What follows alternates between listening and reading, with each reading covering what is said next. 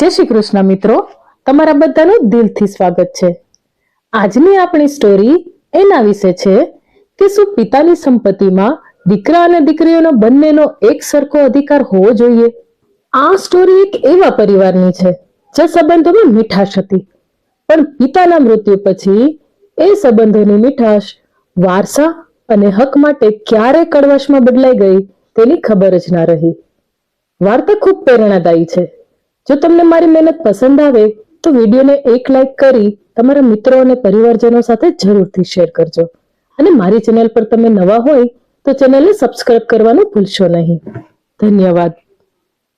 જિગ્નેશ તેના પરિવાર સાથે સુરત શહેરમાં રહેતો હતો। હંમેશની જેમ ઘરમાં શાંત અને હળવાશનું વાતાવરણ હતું। ઉગતા સૂરજનું પહેલું કિરણ હમણાં જ પૃથ્વી પર ઉતરવાની તૈયારી કરી રહ્યું હતું ત્યારે જિગ્નેશની આંખો ખુલી। જવાબદારીઓના બોજને કારણે તેને વહેલી સવારે ઉઠવાની આદત પડી ગઈ હતી। 35 વર્ષનો આ યુવાન દરરોજ સવારે 8 વાગ્યે તેની નાનકડી કરિયાણાની દુકાન પર પહોંચતો અને રાત્રે 10 વાગ્યા સુધી કામ કરતો હતો, અને તેના પરિવાર માટે દિવસમાં 2 ટાઈમ ભોજનની વ્યવસ્થા કરતો હતો। આજે જ્યારે જિગ્નેશ પોતાની દુકાને જવાની તૈયારી કરી રહ્યો હતો અને તેની પત્ની સરલા રસોડામાં નાસ્તો તૈયાર કરી રહી હતી, ત્યારે બંને એ વાતથી અજાણ હતા કે બીજી ક્ષણે તેમના જીવનમાં એક તોફાન આવી રહ્યું છે જેની તેઓ કલ્પના પણ કરી શકતા ન હતા।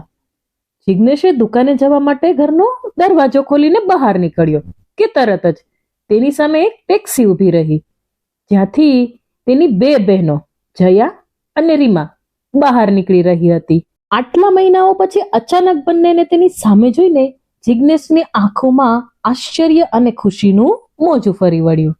તેના ચહેરા પર એક આછું સ્મિત ચમકી ઉઠ્યું। તે તેમની પાસે દોડી ગયો। અરે જયા, રીમા, તમે બંને સાથે મળીને કહ્યા વિના અહીં? તેની ખુશીનો કોઈ પાર ન રહ્યો। તે ભૂલી ગયો કે તેણે સ્ટોર પર જવાનું છે। હું ભૂલી ગયો કે આજે કેટલું કામ છે। આ ક્ષણે તે ફક્ત એક ભાઈ હતો જે તેની બહેનોને ઘરે આવતા જોઈને ખૂબ જ ખુશ હતો। હા ભાઈ, તમને સરપ્રાઈઝ આપવાનું વિચાર્યું, મોટી બહેન જયાએ સ્મિત સાથે કહ્યું, પરંતુ તેના સ્મિતમાં કોઈ જૂના જમાનાની હૂંફ નહોતી। તે એક ઔપચારિકતા હતી, જાણે કે કોઈ અજાણી વ્યક્તિને મળે ત્યારે સ્મિત કર્યું હોય। રીમાએ સ્મિત કરવાની પણ તસ્દી ન લીધી, બસ પોતાના ભાઈ સામે જોયું અને પછી મોં ફેરવી લીધું। જિગ્નેશે આ સૂક્ષ્મ સંકેતો પર ધ્યાન ન આપ્યું, અથવા કદાચ તેની ખુશી તેને બીજું કશું જોવા ન દેતી હતી। ખૂબ જ સારું કર્યું, ચાલો અંદર આવો, આજનો દિવસ મારો ખૂબ જ સારો બની ગયો। જિગ્નેશે બંનેની બેગ ઉપાડી અને ઘરની અંદર લઈ ગયો। ઘરના આંગણામાં તેનો અવાજ ગુંજી ઉઠ્યો, સરલા, હે સરલા, જુઓ કોણ આવ્યું છે। રીમા અને જયા આવ્યા છે। રસોડામાંથી હાથ લૂછીને સરલા બહાર આવી અને તેની નણંદોને જોઈને તેનો ચહેરો ખૂબ જ ખુશીથી ચમકી ઉઠ્યો। તે આગળ વધી અને બંનેને ખૂબ જ પ્રેમથી ભેટી પડી। નમસ્કાર, તમે બધા કેમ છો? બનેવી કેમ છે? બાળકો કેમ છે? અમે બધા ઠીક છીએ ભાભી, રીમાએ ટૂંકો જવાબ આપ્યો। જિગ્નેશે તરત તેની દુકાને જવાનો વિચાર બદલ્યો। હું આજે બપોરે દુકાને જઈશ, ઘણા સમય પછી મારી બહેનો આવી છે। સરલા, તેમના માટે સારું કંઈક જમવાનું બનાવ, શાક, પૂરી અને ખીર બનાવો, પણ તે પહેલા ચા બનાવ। હું બજારમાંથી જલેબી અને સમોસા લાવું છું। ના ભાઈ, તેની શી જરૂર છે, જયાએ કહ્યું, પણ જિગ્નેશ સાંભળવાનો નહોતો। તે ખુશીથી કલરવ કરતો ઘરની બહાર નીકળી ગયો। તેની માતા ગીતાબેન સંધિવાના દર્દી હતી। તે પોતાના રૂમમાં સૂતી હતી, પરંતુ તેની પુત્રીઓનો અવાજ તેમનામાં નવો પ્રાણ ફૂંકી રહ્યો હતો। સરલાએ તેને ટેકો આપ્યો અને તેને વ્હીલચેરમાં બહાર લાવી। પોતાની બંને દીકરીઓને સાથે જોઈને તેની આંખોમાં એક નવી જ ચમક આવી અને તે બંનેને ભેટી પડી। અરે, મારી દીકરીઓ આવી છે, આટલા બધા મહિનાઓ પછી છેવટે તમને તમારી બીમાર માતા યાદ આવી, નહીં તો તમે બંને તમારા પરિવારમાં એટલા ગૂંચવાયેલા છો કે તમારી પાસે ફોન કોલ કરવાનો પણ સમય નથી। સારું થયું તમે બંને આવ્યા, હું તમને બંનેને ખૂબ યાદ કરું છું। માતાનું ગળું ભરાઈ ગયું હતું। સરલા તરત જ પાણી લાવી અને તેની સાસુને આપ્યું। ઘરનું વાતાવરણ ઉત્સવ જેવું હતું. જિગ્નેશ ગરમ નાસ્તો લઈને બજારમાંથી પાછો ફર્યો. બધા આંગણામાં બેસીને વાતો કરવા લાગ્યા. જિગ્નેશ જૂના દિવસોને યાદ કરીને તેની બહેનો સાથે મજાક કરી રહ્યો હતો. બાળપણના શેતાનો, શાળાના પ્રસંગોનું વર્ણન કરે છે. બંને બહેનો હસી રહી હતી, પરંતુ તેમની આંખોમાં એક વિચિત્ર ગંભીરતા હતી જે તે સમજી શકતો ન હતો. તેણે તેમને ઘણી વાર પૂછવાનું વિચાર્યું કે બધું બરાબર છે કે નહીં, પરંતુ દરેક વખતે તે ચૂપ થઈ જતો અને વિચારતો કે કદાચ મુસાફરીનો થાક લાગ્યો હશે. લગભગ 1 કલાકની વાતચીત પછી એક વિચિત્ર શાંતિ છવાઈ ગઈ. મોટી બહેન જયાએ ઊંડો શ્વાસ લીધો અને પહેલા રીમા સામે જોયું અને પછી જિગ્નેશની આંખોમાં આંખ પોરવીને કહ્યું, ભાઈ, અમે આજે અહીં એક ખૂબ જ મહત્વની વાત કરવા માટે આવ્યા છીએ. તેના અવાજમાં એટલી ગંભીરતા હતી કે જિગ્નેશે કહ્યું, હા જયા, કહો, શું થયું? બધું બરાબર છે? જયાએ તેની નાની બહેન રીમા સામે જોયું, જાણે કે તે તેની સંમતિ માંગી રહી હોય, અને પછી કહ્યું, ભાઈ, આ ઘર અને પિતાની દુકાન પર અમારો પણ અધિકાર છે અને કાયદો અમને આ અધિકાર આપે છે. અમને અમારો હિસ્સો જોઈએ છે. એક ક્ષણ માટે ઊંડો સન્નાટો છવાઈ ગયો. જિગ્નેશને કે જાણે તેના કાન પર વિશ્વાસ નહોતો આવી રહ્યો ને પોતાની બહેનો સામે જોતો રહ્યો. અવિશ્વાસમાં, આઘાતમાં. તમે શું કહો છો? તેનો અવાજ ધ્રુજતો હતો. રીમાએ આગળ વધીને કહ્યું, તેના અવાજમાં પણ એ જ કઠોરતા હતી, ભાઈ, અમે સ્પષ્ટ વાત કરી રહ્યા છીએ. હિન્દુ ઉત્તરાધિકાર અધિનિયમ 2005 મુજબ પૌત્રિક સંપત્તિ પર પુત્રો જેટલો જ અધિકાર દીકરીઓનો પણ છે અને આ ઘર આપણા પિતાની કમાણીથી બનાવવામાં આવ્યું છે. દુકાનના એકમાત્ર માલિક તરીકે તમે જે દુકાનમાં બેસો છો તે પણ આપણા પિતાએ ખરીદી હતી. એવું લાગતું હતું કે જાણે જિગ્નેશના પગ નીચેથી જમીન સરકી ગઈ હોય.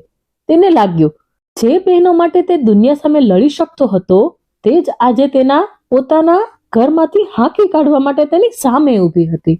તે ધ્રુજતો હતો અને બોલ્યો, ભાગ? કયો ભાગ? જયા, રીમા, તમે બધા જાણો છો, પેલી દુકાન, એ દુકાન મારા બાળકોના મોઢાનો કોળિયો છે અને આ ઘર કે જેમાં અમે રહીએ છીએ, અમારી માતા અહીં રહે છે, મારી પત્ની અને બાળકો રહે છે. અમે બધા ક્યાં જઈશું એ બધું અમે જાણતા નથી. અમને ફક્ત અમારો હિસ્સો જોઈએ. જયાએ તોછડાઈથી કહ્યું. ચૂપ થા જયા, વધુ એક શબ્દ પણ નહીં.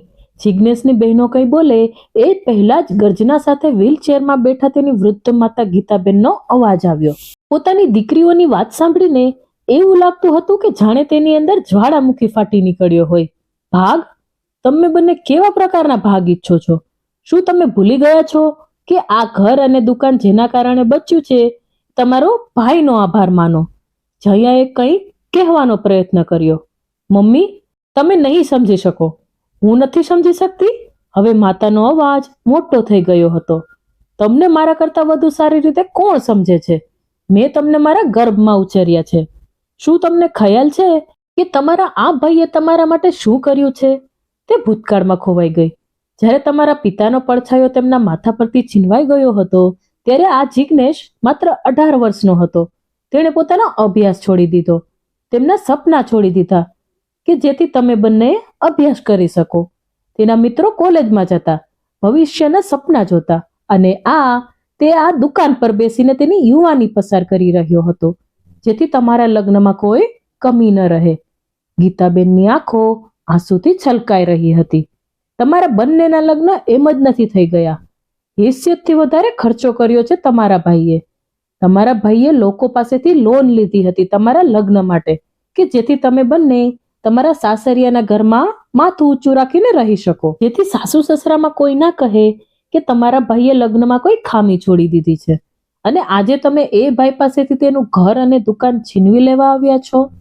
ગીતાબેનને શ્વાસ ચડી ગયો. સરલા તેની પીઠ પર હાથ ફેરવતી દોડી. આંગણામાં એક ભયંકર શાંતિ છવાઈ ગઈ. જિગ્નેશની આંખોમાંથી આંસુ વહી રહ્યા હતા. તે કશું જ બોલી શક્યો નહીં. માતાના ભાવનાત્મક શબ્દોની બંને દીકરીઓ પર કોઈ અસર ન થઈ. જયાએ બેશરમીથી જવાબ આપ્યો, માં, ભાઈએ જે કર્યું તે તેની ફરજ હતી. એક ભાઈ પોતાની બહેનો માટે જે કરે છે એ જ અમારા ભાઈએ અમારા માટે કર્યું છે અને અહીં અમે ભીખ નથી માંગી રહ્યા, અમે અમારા કાનૂની અધિકારો માંગી રહ્યા છીએ. આ સાંભળીને જિગ્નેશ તૂટી પડ્યો. તેને લાગ્યું કે જાણે કોઈએ તેની છાતીમાં ખંજર વડે છરી મારી હોય. એ બહેનોના સ્મિત ખાતર પોતાની અસંખ્ય જરૂરિયાતોનું બલિદાન આપ્યું હતું. તેમના સુખ માટે તેણે દુકાન પર બેસીને પોતાની યુવાની વિતાવી હતી. આજે તે જ બહેનો તેને બે ઘર બનાવવા માટે તત્પર હતી. પછી જયાનો ફોન રણક્યો. તે ઊભી થઈ અને આંગણામાં ગઈ અને બોલવા લાગી. બીજુ બાજુ તેનો પતિ હતો. હા, મેં કહ્યું છે, ચિંતા ન કરો, હું કોઈ પણ ભોગે મારો ભાગ છોડીશ નહીં, હું મારો ભાગ લઈશ. આટલું બધું બોલ્યા પછી તે પાછી આવી અને બેસી ગઈ, જાણે કશું જ ન થયું હોય. તેના ચહેરા પર કઠોરતા સિવાય કોઈ અભિવ્યક્તિ નહોતી. ગીતાબેને ફરી એક પ્રયાસ કર્યો. જુઓ દીકરી, તમારા ભાઈએ તારા માટે શું નથી કર્યું. તમે જે પણ મુશ્કેલીઓનો સામનો કર્યો તે તમારી સાથે ઊભો હતો. તારા પિતાના ગયા પછી તેમણે એકલા જ આ ઘરની સંભાળ લીધી. મારી સંભાળ રાખે છે. મારી માંદગીમાં પણ ખૂબ જ ખર્ચો થાય છે.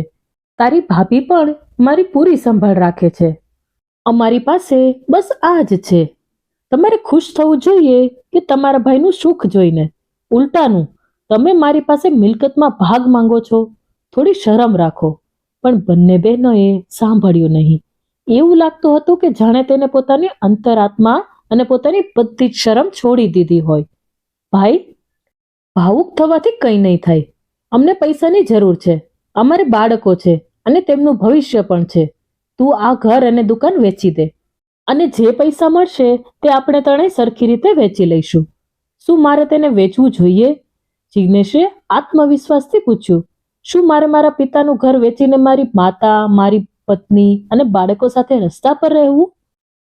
જો તમે વેચવા માંગતા નથી તો તમે અમને પૈસાનો અમારો ભાગ આપો. અમારી પાસે વધુ સમય નથી.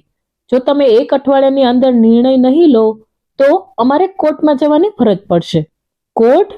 આ શબ્દ સાંભળીને જિગ્નેશના કાન સનસનાટીથી ભરાઈ ગયા. તેનું પોતાનું લોહી, તેની પોતાની બહેનો તેને કોર્ટમાં ખેંચીને લઈ જશે. થોડા સમય પહેલા જે આંગણામાં તે પોતાની બહેનોના આગમનથી ખુશીથી નાચી રહ્યો હતો, તે જ આંગણામાં હવે તે જ પોતાના જ પરિવારના ટુકડાઓ વિખેરાતા જોઈ રહ્યો હતો. બંને બહેનો ઊભી થઈ અને ઘરની બહાર નીકળી ગઈ. જિગ્નેશ ત્યાં જ જમીન પર બેસી ગયો. ગીતાબેનની આંખોમાંથી આંસુ વહી રહ્યા હતા. તે બબડી, હે ભગવાન, શું થયું છે? મને ખબર નહોતી કે મેં નાગાણોને જન્મ આપ્યો છે, દીકરીઓને નહીં, જે પોતાના ભાઈને કરડશે. થોડા દિવસો કોઈક રીતે વીતી ગયા. ઘરમાં એક વિચિત્ર શોક હતો. કોઈ કોઈની સાથે વાત કરતું ન હતું. જિગ્નેશ દુકાન પર જતો હતો, પરંતુ તેનું મન દુકાનમાં લાગતું ન હતું. તેની બહેનોએ કહેલા શબ્દો કોર્ટમાં જઈશું તેના હૃદયને વારંવાર તીરની જેમ વીંધી રહ્યા હતા. 1 અઠવાડિયા પછી બપોરના સમયે, આ જિગ્નેશ બાબુનો પત્ર છે, તે પોસ્ટમેને કહ્યું. પરંતુ તેના હાથમાં રહેલું સરકારી કવર કોઈ પત્ર નહીં, પરંતુ સંબંધોના વિનાશનો હુકમનામું હતું. ધ્રુજતા હાથે જિગ્નેશે પરબીડિયું ખોલ્યું. અંદર કોર્ટની મોહર લગાવેલા કાગળો હતા. તેની આંખો જે વાંચી રહી હતી તેના પર તેનું મન વિશ્વાસ નહોતું કરી રહ્યું. તેની 2 બહેનોએ મિલકતમાં ભાગ માટે તેના પર દાવો કર્યો હતો. જિગ્નેશના હાથમાંથી કાગળનો ટુકડો સરકી ગયો અને હવામાં લહેરતો જમીન પર પડી ગયો અને જિગ્નેશ પણ આંગણામાં પડેલી ખુરશી પર ઢળી પડ્યો. એક ક્ષણમાં બધું ફેરવાઈ ગયું. તેમને પોતાના પિતાનો ચહેરો યાદ આવ્યો, જે ઘણી વાર કહેતા હતા, મારી પુત્રીઓ મારી માર્ગદર્શક છે, જોજે તે મારું નામ રોશન કરશે. આજે એ જ દીકરીઓએ પિતાએ બનાવેલા ઘરનો પાયો હચમચાવી નાખ્યો હતો. તે સમયે તેને ઘણા વર્ષો પહેલાનું એક ધૂંધળું દ્રશ્ય યાદ આવ્યું. જ્યારે તેની મોટી બહેન જયા કોલેજથી પરત ફરી રહી હતી ત્યારે એક ભયંકર અકસ્માત થયો હતો. તે લોહીથી લથબથ હતી. આ સમાચાર મળતા જ જિગ્નેશે પોતાની દુકાનની શટર ખેંચી અને પાગલની જેમ દોડી ગયો હતો. ડોક્ટરે કહ્યું હતું કે તેમને તરત જ O નેગેટિવ બ્લડ ગ્રુપની જરૂર છે, નહીં તો અમે તેને બચાવી શકશું નહીં. O નેગેટિવ એક ખૂબ જ દુર્લભ બ્લડ ગ્રુપ, જે જિગ્નેશનું પણ હતું. જ્યારે તે હોસ્પિટલ પહોંચ્યો ત્યારે તેણે એક પણ ક્ષણ માટે વિચાર્યું નહીં. જોત જોતામાં તેનું લોહી તેની નસોમાંથી તેની બહેનની નસોમાં વહી રહ્યું હતું, જેનાથી તેને એક નવું જીવન મળ્યું. જ્યાં સુધી જયાને ભાન ન આવ્યું ત્યાં સુધી તે તેની પથારી પાસે બેઠો રહ્યો. આજે એ જ બહેન જેની માટે જિજ્ઞેશે પોતાનું લોહી આપ્યું હતું, તે બહેન આજે તેનું લોહી ચૂસવા માટે આવી ગઈ હતી, ફક્ત આ ઈંટો, પથ્થરો અને કાગળના ટુકડાઓ માટે. આ વિચારીને જિજ્ઞેશની આંખોમાં આંસુ આવી ગયા. તે જમીન પર બેસી ગયો અને ડુસકા ભરવા લાગ્યો. તેના ડુસકા સાંભળીને માં ગીતાબેન બહાર આવી. કોર્ટની નોટિસની જાણ થતાં જ તેણી પણ રડવા લાગી. હે ભગવાન, તે આ કેવા દિવસો બતાવ્યા છે! મારી પોતાની દીકરીઓ આજે મારા દીકરાની દુશ્મન બની ગઈ છે. જિજ્ઞેશ સાવ એકલો પડી ગયો હતો. પછી તેની પત્ની સરલા આગળ આવી અને તેના ખભા પર હાથ મૂક્યો. જ્યારે જિજ્ઞેશે તેની સામે જોયું ત્યારે સરલાની આંખોમાં આંસુ નહીં, પણ એક વિચિત્ર હિંમત હતી. તેણે જિજ્ઞેશનો હાથ મજબૂતીથી પકડ્યો અને કહ્યું, ચિંતા ના કરો, તમે એકલા નથી, હું તમારી સાથે છું. આપણે બધા સાથે મળીને આ કેસ લડીશું. સરલાએ જમીન પર પડેલા કાગળો ઉપાડ્યા અને જિજ્ઞેશની આંખોમાં આંખ પોરવીને કહ્યું, તેણે કાયદાનો માર્ગ પસંદ કર્યો છે, તેથી આપણે પણ કાયદા દ્વારા લડીશું. ન્યાય કરવા માટે ભગવાનથી મોટું કોઈ નથી. એમણે આપણી સાથે અન્યાય કર્યો છે, ન્યાય થશે. સરલાના શબ્દોએ જિજ્ઞેશને થોડી હિંમત આપી. તે જાણતો હતો કે આ લડાઈ માત્ર જમીન કે દુકાનની નથી, પરંતુ વિશ્વાસની છે. છેલ્લા એક અઠવાડિયાથી જિજ્ઞેશના હૃદયમાં જે ચાલી રહ્યું હતું તે બસ જિજ્ઞેશ જ જાણતો હતો. તે હવે કોર્ટના કટઘરામાં એક ગુનેગારની જેમ ઊભો હતો. હા, ગુનેગારની જેમ ઊભો હતો. અને તેની સામે તેની બે બહેનો જયા અને રીમા ઊભી હતી. તેમના ચહેરા પર કોઈ ભાવ નહોતા, કોઈ અફસોસ ન હતો. તેની આંખોમાં માત્ર એક જ જીદ હતી, તેના અધિકારો મેળવવા માટે. જ્યારે જિજ્ઞેશે તેને જોયા ત્યારે તેણે પોતાની જાતને પૂછ્યું, શું આ એ જ બહેનો હતી જેમણે તે આંગળી પકડીને મેળામાં લઈ જતો હતો? શું આ એ જ બહેનો છે જે બાળપણમાં મારી પાછળ દોડતી હતી, મને ભાઈ ભાઈ કહીને બોલાવતી હતી? કોર્ટની કાર્યવાહી શરૂ થઈ ગઈ હતી. બંને પક્ષના વકીલો ન્યાયાધીશ સમક્ષ પોતાનો કેસ રજૂ કરી રહ્યા હતા. તેઓ દલીલો કરી રહ્યા હતા. પછી ન્યાયાધીશે એક અનુભવી અને સમજદાર વડીલ તરીકે જિજ્ઞેશ તરફ નજર ફેરવી અને પૂછ્યું, મિસ્ટર જિજ્ઞેશ, જ્યારે કાયદાએ દીકરીઓને તેમના પિતાની સંપત્તિમાં સમાન અધિકાર આપ્યો છે તો તમે તેમને તેના અધિકારોથી કેમ વંચિત રાખી શકો? આ સાંભળીને જિજ્ઞેશની આંખમાં આંસુ આવી ગયા. તેણે પોતાની જાતને સંયમ કરી અને કહ્યું, ન્યાયાધીશ, હું મારી બહેનોને તેમના હકનો ઇનકાર નથી કરતો. તેણે ઊંડો શ્વાસ લીધો, જાણે કે તે તેની અંદરની પીડાને બહાર કાઢતો હોય, અને કહ્યું, પરંતુ મારી બહેનો એ દુકાનમાં ભાગ માંગે છે જે મારા પરિવારનો રોટલો છે. તે દુકાન મારા અને મારા પરિવારની જરૂરિયાતોને પૂરી કરે છે. જિજ્ઞેશનો અવાજ હવે ધ્રુજતો હતો. ન્યાયાધીશ, તેઓ મારા માટે, મારી વૃદ્ધ અને માંદા માતા અને મારા બાળકો માટે એકમાત્ર જગ્યા છે તે મકાનમાં ભાગ માંગે છે. જો આ હું વેચી દઉં તો અમે બધા ક્યાં જઈશું ન્યાયાધીશ? હવે તેની આંખોમાંથી આંસુ વહી રહ્યા હતા, પરંતુ તેણે આગળ કહ્યું, હે ભગવાન, હું માત્ર 16 વર્ષનો હતો જ્યારે મારા પિતા બીમાર હતા. તે સ્ટોર પર જઈ શકતા ન હતા.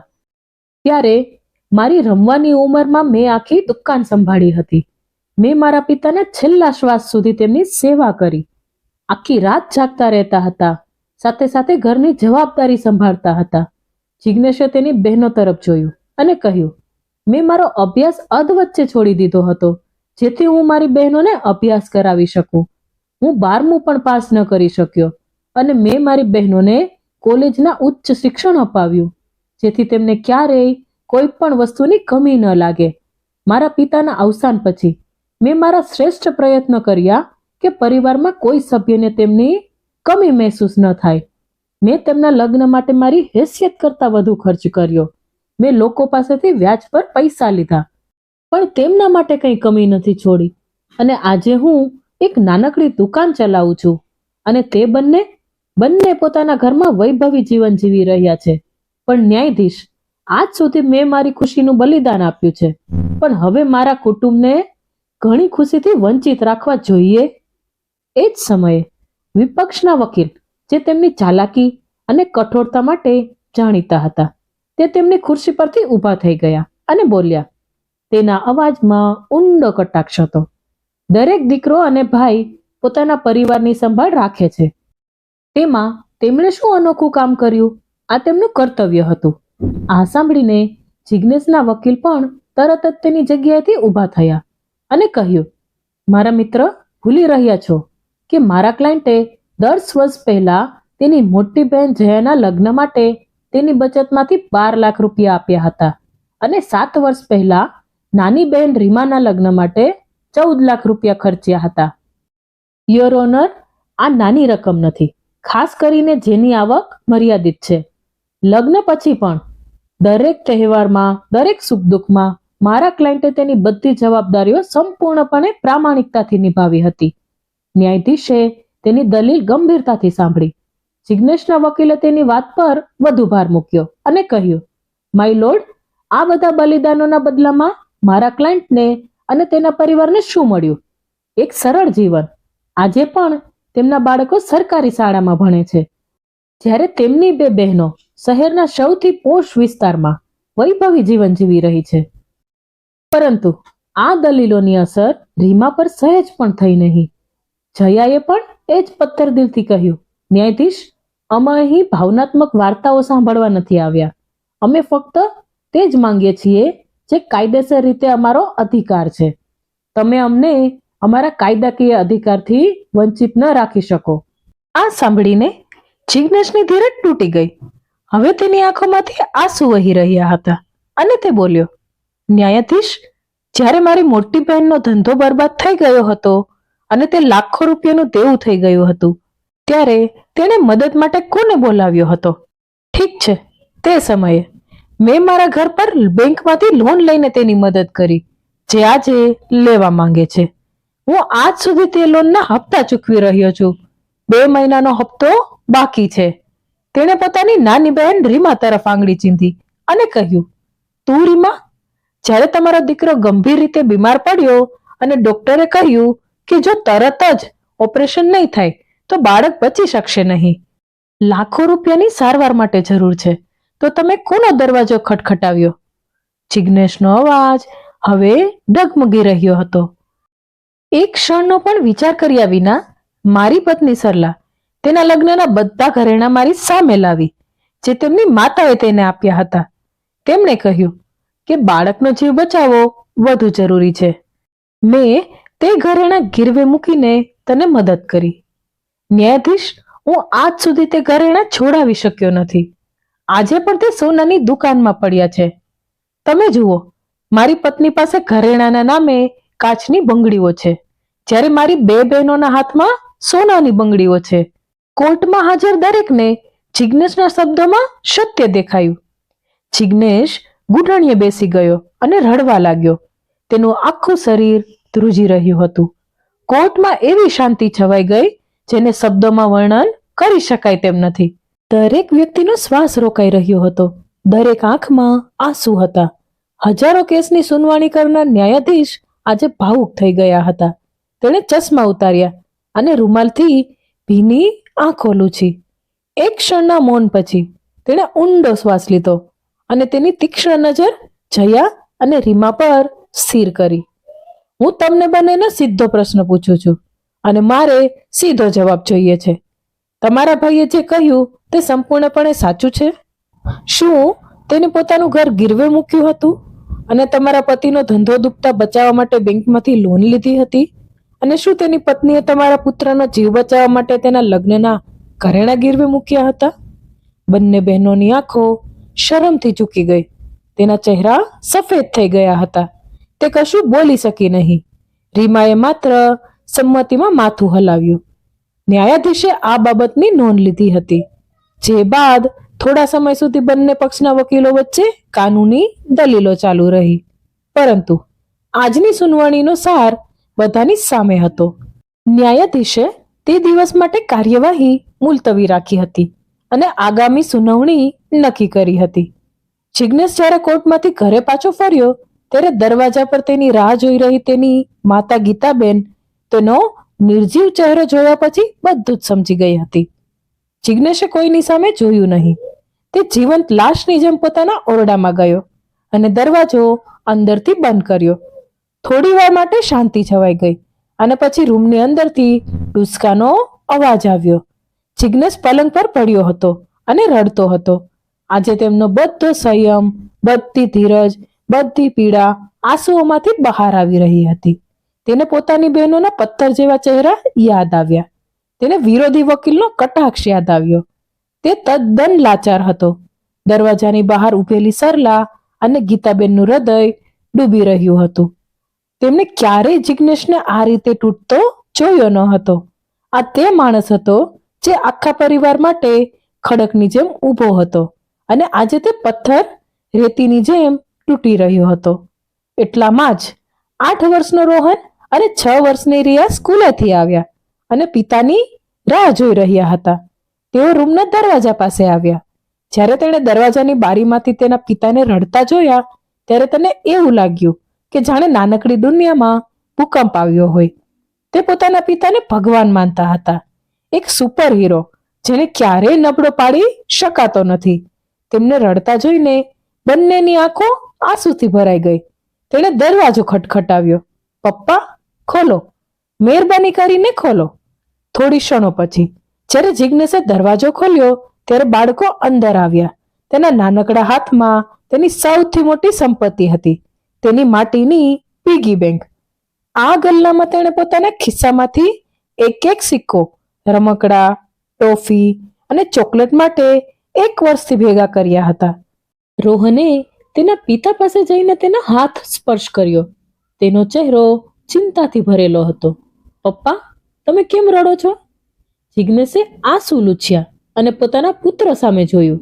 તેમની નિર્દોષ આંખોમાં પોતાની જાત પ્રત્યેની આવી ઊંડી ચિંતા જોઈને તેનું હૃદય ભરાઈ ગયું. તેની પાસે કહેવા માટે શબ્દો નહોતા. તે ફક્ત તેની સામે જોઈ રહ્યો. પછી રિયાએ પોતાના મીઠા અવાજમાં કહ્યું, પપ્પા, પેલી બંને ફઈ તમને પૈસા માટે હેરાન કરે છે, બરાબર?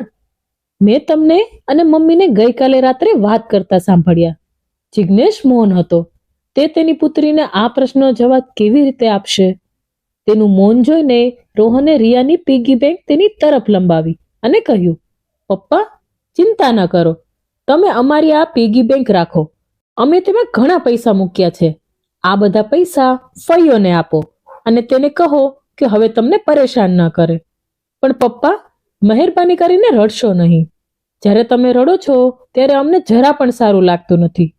બાળકોના મોઢામાંથી નીકળેલા આ શબ્દો જાણે જિજ્ઞેશની છાતીમાં તોફાન મચાવતા હતા. તે એક ક્ષણ હતી જ્યાં સંબંધોએ તેમની બધી વ્યાખ્યાઓ ગુમાવી દીધી હતી. એક તરફ તેની પોતાની બહેનો હતી જેમને લાખો રૂપિયા આપ્યા પછી પણ તેમના લોભની આગ બુજાઈ રહી ન હતી, અને બીજી તરફ આ બે નાનકડી જાન હતી જે એક ક્ષણમાં પોતાના પિતા પર સ્મિત લાવવા માટે પોતાની જીવનની બચતનું બલિદાન આપવા માટે તૈયાર હતી. જિજ્ઞેશ બંને બાળકોના માથા પર ચુંબન કર્યું.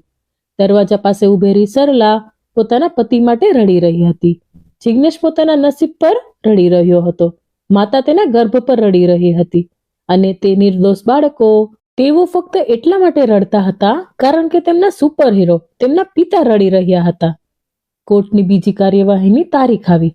વકીલો વચ્ચે ફરી ઉગ્ર દલીલ થઈ. જ્યારે જિજ્ઞેશના વકીલે તેની મજબૂરીઓ અને રાજીનામા માટે દલીલો કરી રહ્યા હતા ત્યારે વિરોધી વકીલનો અવાજ કોર્ટમાં ગુંજી ઉઠ્યો. માય લોર્ડ, આ કોર્ટ છે. ચર્ચા હવે ચરમસીમાએ હતી. વાતાવરણમાં તણાવ છવાઈ રહ્યો હતો. ન્યાયાધીશ મૂંઝવણમાં હતા.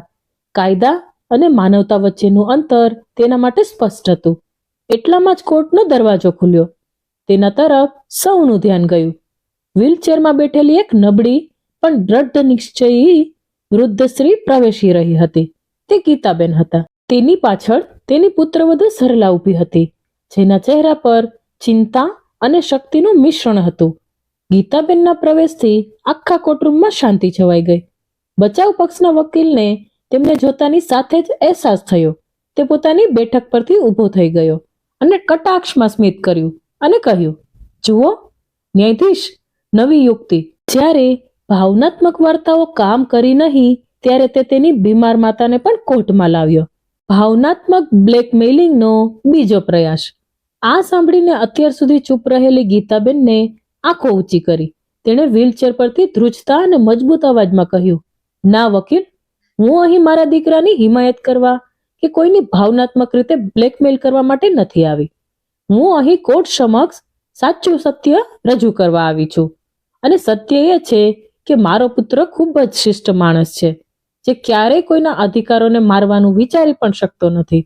તેમણે પોતાની દીકરીઓ સામે જોયું અને કહ્યું, સત્ય એ છે કે તેમને લગ્ન પછી પણ આ બહેનોને દરેક પગલે મદદ કરી, પરંતુ જ્યારે જિજ્ઞેશને મદદની જરૂર પડી ત્યારે કોઈ આગળ આવ્યું ન હતું. જિજ્ઞેશે મારી માંદગી પાછળ અત્યાર સુધી લાખો રૂપિયા ખર્ચ્યા છે. તેની પાસે પૈસા ન હોવા છતાં પણ તેને મારી સારવાર કરાવવા માટે લોન લીધી. પરંતુ મારી આ વહાલી દીકરીઓ, જેમને આજે સંપત્તિમાં ભાગ જોઈએ છે, તે મને એકવાર પૂછવા પણ ન આવી હતી, માં, તું જીવતી છે કે મરી ગઈ? તેના અવાજમાં પીડા અને ગુસ્સો બંને હતા.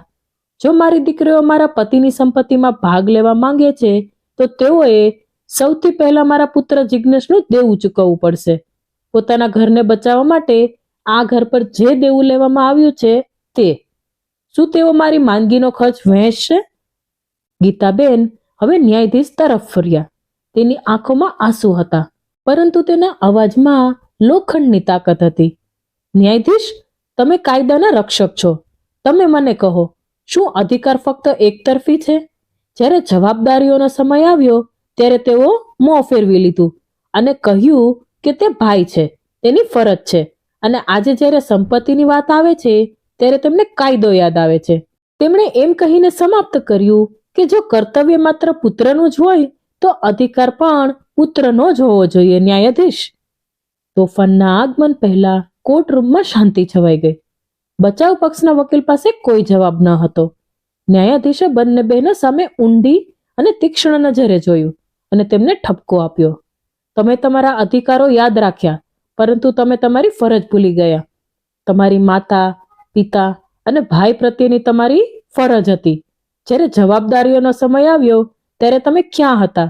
અને જ્યારે મિલકતની વાત આવે છે ત્યારે તમે ભાગ માંગવા માટે આવ્યા છો. બહેનો જિજ્ઞેશ જેવા ભાઈ પર જીવ ન્યોછાવર કરે છે અને તમે તેનો જીવ લેવા તૈયાર છો.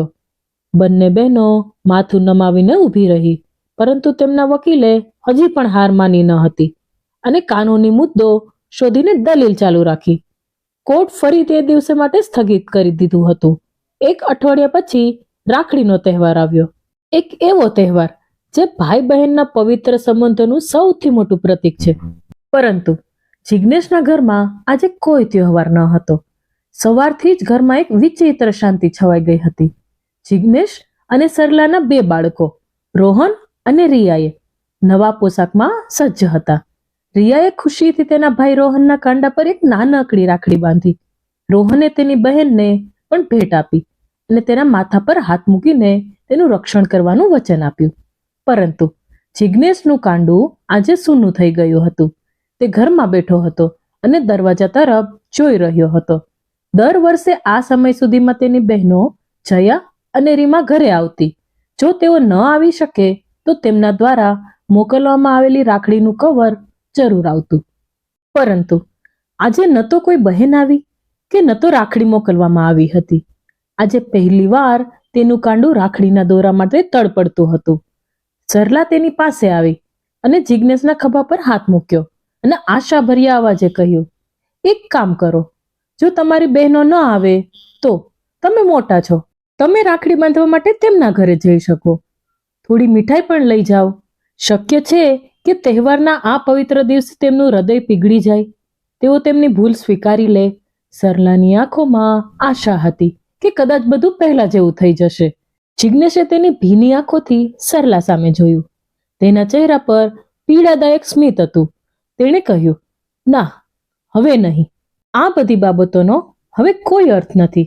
તેણે પોતાના ખાલી કાંડા તરફ જોયું અને કહ્યું, હવે અમારી વચ્ચે ભાઈ બહેનનો સંબંધ ક્યાં છે? બધા સંબંધો, બધા પ્રેમ, બધું જ કોર્ટરૂમમાં નાશ થઈ ગયું. હવે તેઓ મારી બહેનો નથી. સરલા, હવે તેઓ મારી દુશ્મન બની ગઈ છે. રાખડીના દોરા પણ અમારી વચ્ચે જે ખાઈઓ ઊભી થઈ છે તે ભરી શકશે નહીં. આ સાંભળતા જ બાજુના ઓરડામાં રહેલા ગીતાબેનનું હૃદય ફૂટી ગયું. આજે કોર્ટમાં હાજર થવાનો દિવસ હતો. જિજ્ઞેસ પોતાના રૂમની બારી પાસે ઊભો હતો અને બહાર જોઈ રહ્યો હતો, પણ તેની આંખમાં કશું દેખાતું ન હતું. તેના ચહેરા પર એક વિચિત્ર શાંતિ છવાઈ ગઈ. જ્યારે બધું નાશ પામ્યું છે. સરલા તેની પાસે આવી અને ધીમેથી કહ્યું, તૈયાર થઈ જાઓ, કોર્ટમાં જવું પડશે. જિજ્ઞેસે પાછળ ફર્યા વિના બારીની બહાર જોયું અને કહ્યું, સરલા, હું થાકી ગયો છું, હું હારી ગયો છું. જિજ્ઞેસ પાછો ફર્યો. તેની આંખો બંધ હતી. હું આજે કોર્ટમાં જઈશ અને ન્યાયાધીશને કહીશ કે મારે આ કેસ નથી લડવો.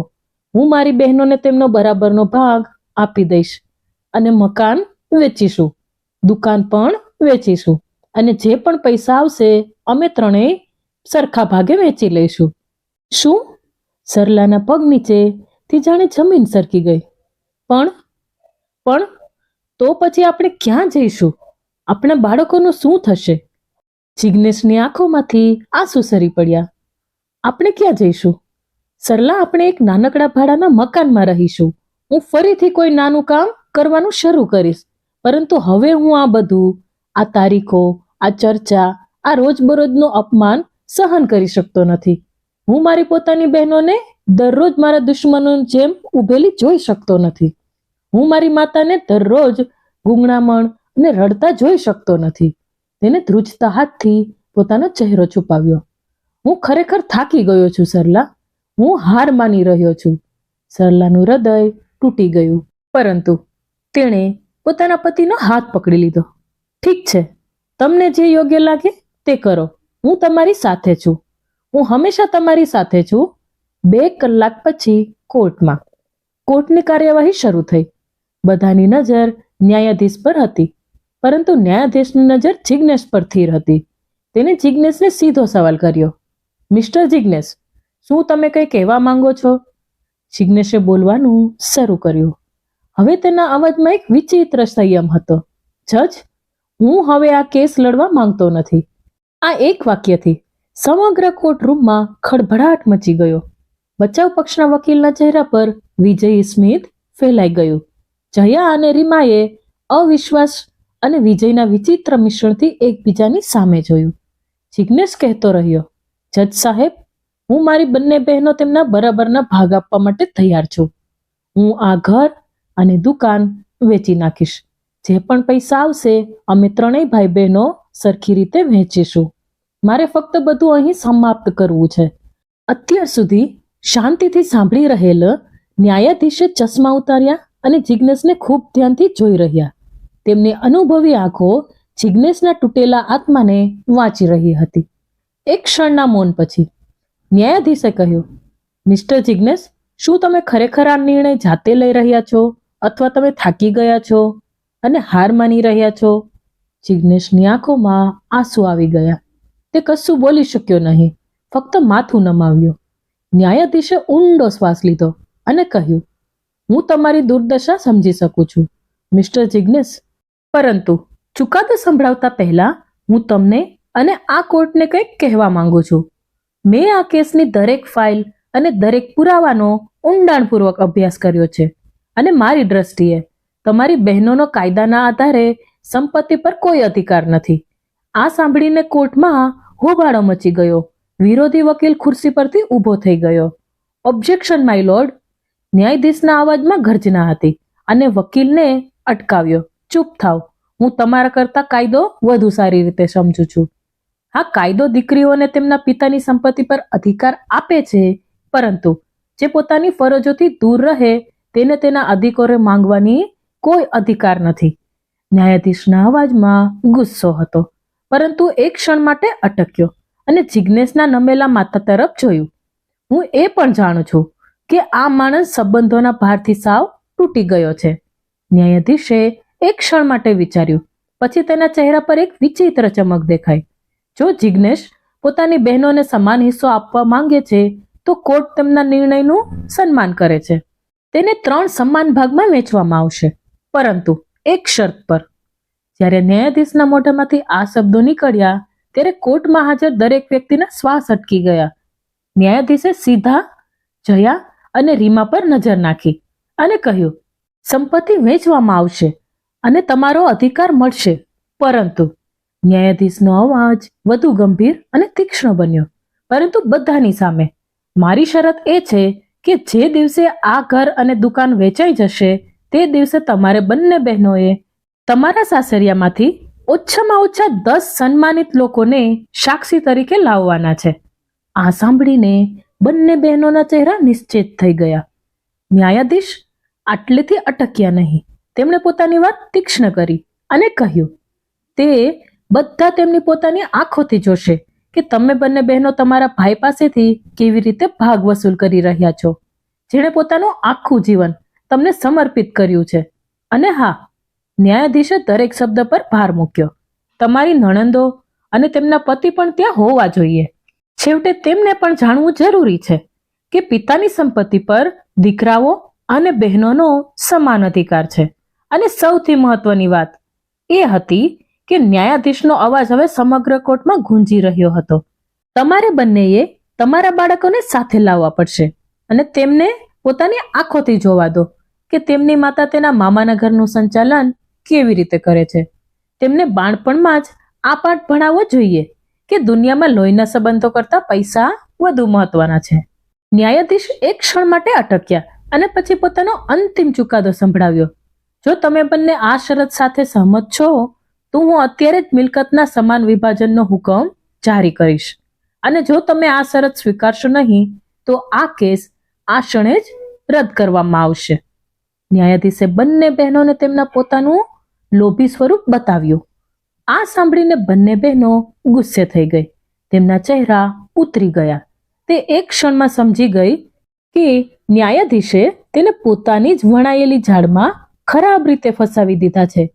જો તેમના સાસુ સસરાઓને, ખાસ કરીને તેમની નણંદોને ખબર પડી જાય કે કેવી રીતે તેણે બળજબરીપૂર્વક પોતાનો હિસ્સો લીધો છે, તો આવતીકાલે તેઓ પણ પોતપોતાના માતા પિતાના ઘરમાં ભાગ માંગવા આવશે. અને તેમના પોતાના ઘરમાં જે તમાશો થશે તે વિચારીને તેઓ ધ્રુજી ઉઠી. ના ન્યાયાધીશ, આ અન્યાય છે. આવી શરતમાં તે કાયદામાં કોઈ જોગવાઈ નથી, બચાવ પક્ષના વકીલે કહ્યું. ન્યાયાધીશનો અવાજ ગર્જનાની જેમ ગુંજી ઉઠ્યો. અન્યાય? અહીં બહેન પોતાના ભાઈને બરબાદ કરવા માટે તત્પર છે. તે ન્યાય છે? જો તમારા ક્લાયન્ટ સાચા છે તો તેણે જાહેરમાં મિલકતના હિસ્સા કરવાથી કશો ફરક ન પડવો જોઈએ. ન્યાયાધીશે આદેશ આપ્યો. આગામી તારીખ 15 દિવસ પછીની છે. તે દિવસે તમારે બંનેએ તમારી આ શરત પૂરી કરવાની છે, નહીં તો આ કેસ રદ કરવામાં આવશે.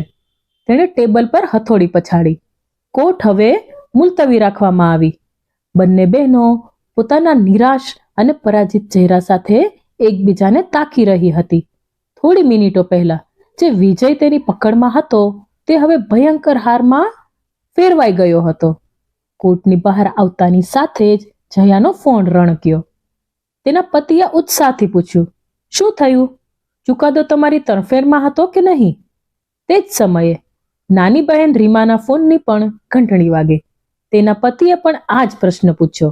મને જલ્દી કહો, તમને કેટલા પૈસા મળશે? બંને બહેનો એકબીજાની સામે જોઈ રહી હતી. આજે પહેલી વાર તેની આંખોમાં લોભ ન હતો, પરંતુ તેના કાર્યો માટે ઊંડો પસ્તાવો હતો. ન્યાયાધીશના શબ્દો, તેની માતાની વેદના અને તેના ભાઈનો તૂટેલો ચહેરો, આ બધું જ તેની આંખો સામે તરતું હતું. જયાએ ધ્રુજતા અવાજે તેના પતિને કહ્યું, અમારે કોઈ સંપત્તિ જોઈતી નથી. અને રીમા પણ રડી પડી અને તેના પતિને કહ્યું, હું મારો કેસ પાછો ખેંચી રહી છું. મારે કોઈ ભાગ જોઈતો નથી. તે બંનેએ ફોન મૂકી દીધો. તેઓ એકબીજા સાથે આંખોનો સંપર્ક કરી શકતા ન હતા. તેઓ ચૂપચાપ જુદી જુદી દિશામાં ગયા. તેઓ સંપત્તિ જીતી શક્યા નહીં, પરંતુ તેઓએ તેમની માનવતા, તેમનું સન્માન, તેમનું ભાઈચારો અને સૌથી અગત્યનું તેમનું માતૃત્વ ગુમાવી દીધું હતું. માતૃત્વનું ઘર, જે કોઈ પણ દીકરીનું સર્વસ્વ સન્માન હોય છે, તેણે પોતાના માટે તે ગૃહનો દરવાજો કાયમ માટે બંધ કરી દીધો હતો. તો મિત્રો, ન્યાયાધીશે જે શરત મૂકી તે યોગ્ય હતી? કમેન્ટ બોક્સમાં તમારો અભિપ્રાય લખો. મિત્રો, આ એપિસોડ જો તમને પસંદ આવ્યો હોય તો ખાસ વિડીયોને લાઈક કરી એકવાર કમેન્ટમાં જય શ્રી કૃષ્ણ જરૂરથી લખજો. અને તમે કયા ગામથી મારી સ્ટોરી સાંભળો છો તે પણ આપ અમને જરૂરથી જણાવજો. અને ખાસ મિત્રો, આપણી ચેનલને સબસ્ક્રાઇબ કરવાનું ભૂલશો નહીં, જેથી આવી જ સત્ય ઘટના પર આધારિત કહાની આપણને સમયસર સાંભળવા મળતી રહે. ફરી મળીશું એક નવા એપિસોડ સાથે. ખૂબ ખૂબ ધન્યવાદ. જય શ્રી કૃષ્ણ. રાધે રાધે.